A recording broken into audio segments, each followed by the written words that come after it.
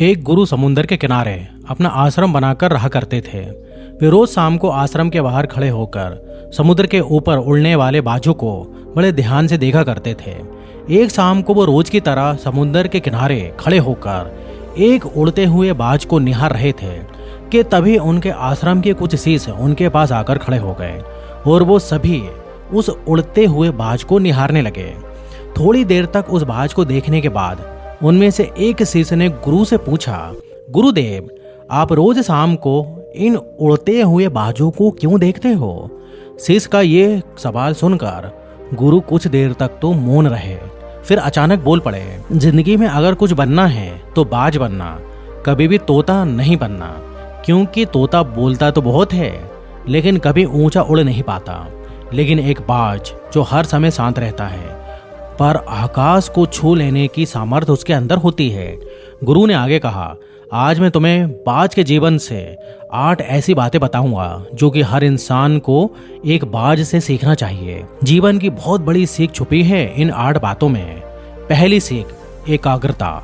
जब भी बाज को शिकार करना होता है तो वो एक बार अपने शिकार को निश्चित कर लेता है, फिर भी दूसरे शिकार पर कभी भी ध्यान नहीं देता। शिकार का आकार उससे छोटा हो या फिर उससे कई गुना बड़ा हो, एक बार शिकार को चुन लेने के बाद तो वो उसकी हर हरकत, हर गतिविधि पर पैनी नजर रखता है। यदि मछली का शिकार करना होता है तो वो समुद्र के हर मछली को अपना शिकार नहीं बनाता, बल्कि उसमें से तैर रही किसी एक मछली को ही अपना शिकार बनाता है। फिर वो उसकी हर गतिविधि पर नजर रखता है कि वो कब सतह पे आती है और कितनी देर तक वहां रहती है और कितनी देर बाद जो है वहां पानी से छलांग लगाती है। वो हर एक चीज जो कि शिकार करने के उसके काम को सरल बना दे, वो उसका बड़ा ही सावधानी से निरीक्षण करता है। तो इससे हमें सीखना चाहिए कि 10 अलग अलग लक्ष्यों में अपनी ऊर्जा बर्बाद करने की बजाय हमें किसी एक लक्ष्य पर पूरी एकाग्रता के साथ ध्यान देना चाहिए। वो जितना हो सके उस लक्ष्य के बारे में सीखिए, जानिए और पढ़िए, और साथ ही इस चीज का भी अवलोकन करें कि लक्ष्य को पाने के लिए आपको क्या क्या चुनौतियां आने वाली हैं और हमें कैसे उन चुनौतियों को आसान बनाना है। ये सब बातें हमें जान लेनी चाहिए। दूसरी सीख, बाज हमेशा सबसे ऊपर और अकेला ही उड़ता है। बाज कभी भी किसी चिड़िया, कौवा या फिर छोटे पक्षियों के साथ नहीं उड़ता। बाज या तो बाज के साथ उड़ता है या फिर अकेला ही उड़ता है। इससे हमें सीख मिलती है कि छोटी सोच वाले लोगों से हमेशा दूर रहें, या तो बड़ी सोच वाले लोगों के साथ रहो या फिर अकेले रहो, क्योंकि जैसे लोगों के साथ आप रहोगे अंततः हम भी वैसे ही बन जाएंगे। इसलिए हमेशा अच्छे लोगों के साथ ही रहें या फिर अकेले रहें, क्योंकि यही एक वो समय होता है जब हम खुद को अच्छे से जान पाते हैं। तीसरी सीख, अपनी सीमाओं से ऊपर। जब जब मौसम खराब होता है, जब जब बारिश, आंधी, तूफान आता है, हर एक पक्षी अपने घोंसले की तरफ भागता है, खुद को छुपाने की जगह ढूंढता है। लेकिन बाज कभी भी ऐसा नहीं करता। वो खुद की सीमाओं को तोड़कर बादलों से भी ऊपर उड़ने का प्रयास करता है।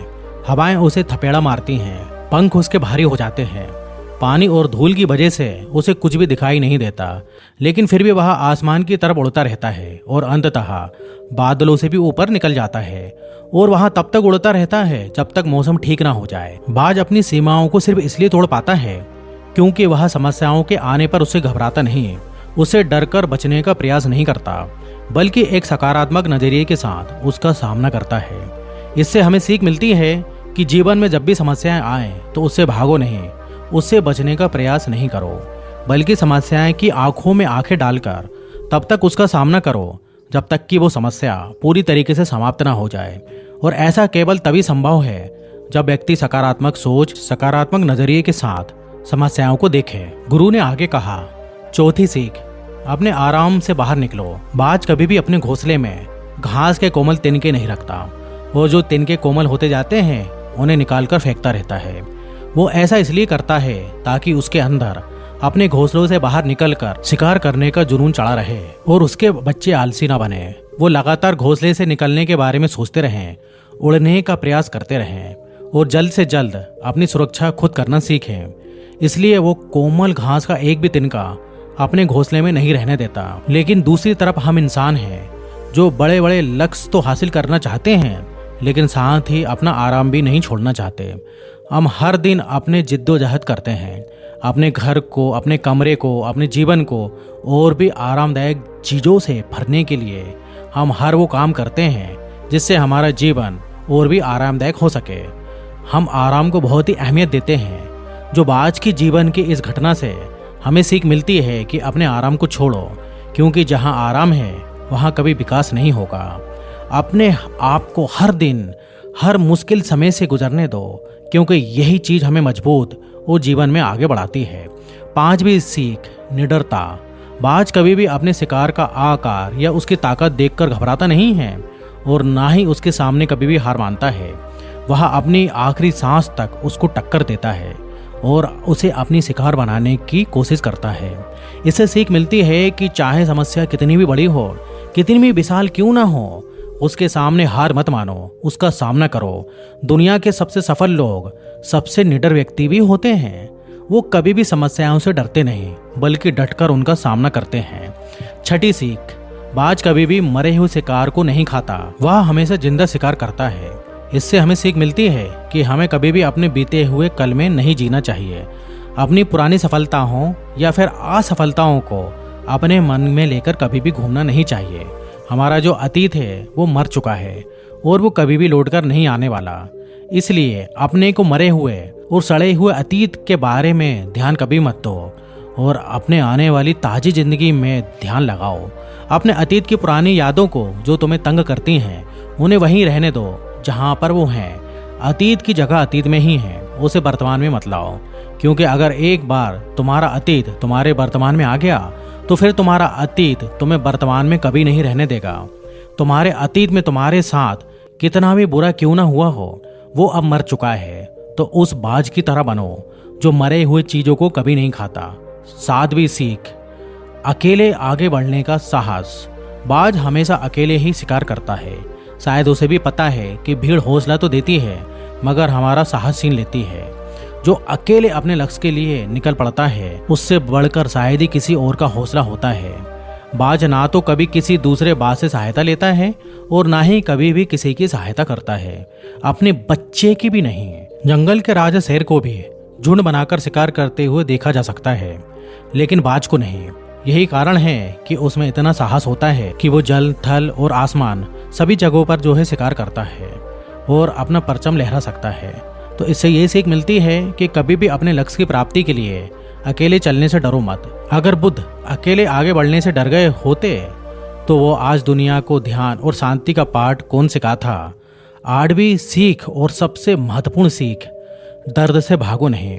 बाज की उम्र लगभग 70 साल होती है, लेकिन 40 साल में ही उसका शरीर बूढ़ा हो जाता है। नाखून उसके पैरों में धंसने लगते हैं, पंख उसके शरीर में चिपक जाते हैं, चोंच उसकी मुड़ जाती है, शरीर उसका भारी हो जाता है। ऐसी स्थिति में शिकार करना तो क्या, वो उड़ने की हालत में भी नहीं होता है। अब उसके पास सिर्फ 2 विकल्प होते हैं। पहला, या तो वो अपनी इस अवस्था को स्वीकार कर ले और भूखा प्यासा मर जाए, या फिर किसी दूसरे जानवर का शिकार बन जाए। और दूसरा विकल्प ये होता है कि वो 6 महीने की एक बहुत ही दर्दनाक प्रक्रिया से गुजरे और खुद को फिर से पहले जैसा मजबूत बना ले। लेकिन बाज तो बाज है, वो दूसरा विकल्प ही चुनता है। इसके लिए वह खुद को एक बहुत ही ऊंची और सुनसान पहाड़ में ले जाता है, जहां वो पहले अपनी चोंच से अपने सारे पंख खींच कर उखाड़ देता है, फिर चट्टान पर अपने पैर मार मार कर अपने पंजे तोड़ देता है। उसके बाद उसी चट्टान पर अपनी चोंच को पटक पटक कर तोड़ देता है और इस लहूलुहान अवस्था में खुद को दूसरे जानवरों से छुपाता फिरता है।